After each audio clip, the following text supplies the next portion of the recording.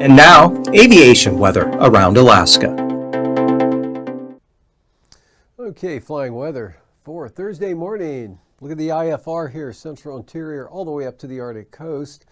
IFR over the northern Bering Sea, pushing in along the Yukon Delta coastline there.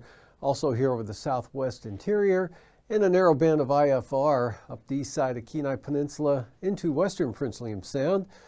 And area of IFR here, we'll see in the afternoon, pushes northward as IFR along the eastern panhandle tends to increase from morning to afternoon. A little bit of IFR here for the eastern Alaska range, and pretty good VFR for the remainder of the interior. North of the Brooks Range, though, on out to the Arctic coast, looks like some marginal VFR up that way.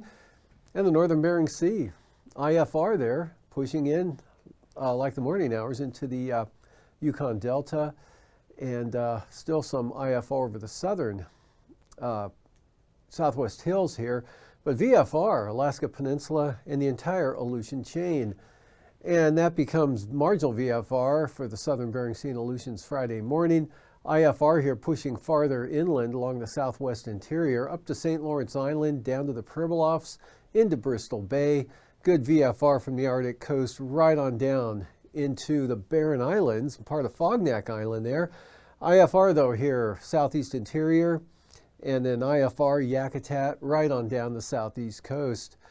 For the afternoon, this area of IFR kind of thins out but holds over the eastern northern panhandle and right in the coast range there in toward, well, it looks like about Valdez or so.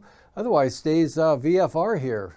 Cook Inlet, Bristol Bay, northward to the Arctic coast. Interior looking really good for Friday. And out west, just some marginal VFR now over the central and northern Bering Sea, although some of that extends down to Unalaska Island and into the Alaska Peninsula. And for passes, Anatuvik and Adigan going for a VFR day tomorrow for both passes there in the Brooks Range. Lake Clark and Merrill, VFR, rainy VFR, windy VFR, Isabel, VFR. Mentasta calling that marginal VFR there, and also for Tanita, back down to IFR for Portage, as well as Chilkoot and White. Freezing levels, 2,000 feet here, southern Bering Sea, down to the Alaska Peninsula, and along southern Alaska here, in toward, well, north of the Panhandle now, about White Pass or so, 2,000 to 4,000 feet over the southern southeast coast. And for icing, areas of considerable moderate here from the actually about Montague Island, Cordova, eastward across all of the southeast coast, and a band of lighter icing here extending from Shelikof Strait up across the southwest interior to St. Lawrence Island and the northern Bering Sea. And the jet stream here showing low pressure in the Gulf of Alaska, south to north flow 105 knots right into the Panhandle. Out to the west, much lighter wind flow out here continues right up into the northern interior.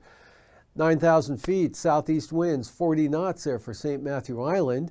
Otherwise, east-southeast at about 40 knots there along the Alaska Range. But the big wind area here with the low coming northward into the Gulf of Alaska, 60 to 80 knots south-southwesterlies across the southeast coast.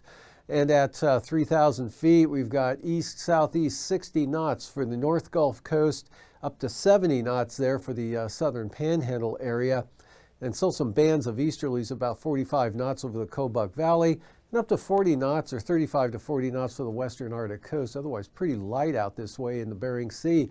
So turbulence-wise, best chance of finding any considerable moderate turbulence here will be for the eastern North Gulf Coast and all of the Panhandle.